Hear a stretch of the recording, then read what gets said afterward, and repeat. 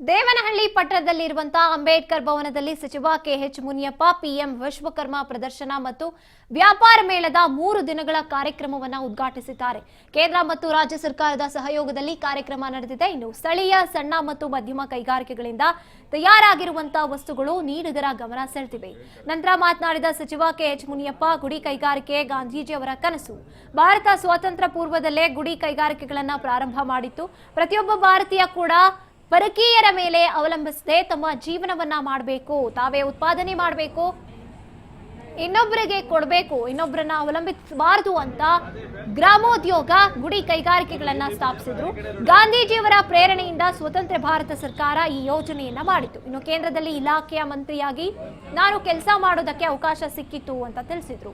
ಇನ್ನು ಕಾರ್ಯಕ್ರಮದಲ್ಲಿ ಕೇಂದ್ರ ಸರ್ಕಾರದ ಅಧಿಕಾರಿಗಳು, ಜಿಲ್ಲಾ ಮತ್ತು ತಾಲೂಕು ಮಟ್ಟದ ಅಧಿಕಾರಿಗಳು, ಸಾರ್ವಜನಿಕರು, ಸಣ್ಣ ಗುಡಿ ಕೈಗಾರಿಕೆ ಘಟಕಗಳ ಮಾಲೀಕರು, ವಿದ್ಯಾರ್ಥಿಗಳು ಕೂಡ ಭಾಗವಹಿಸಿದ್ರು.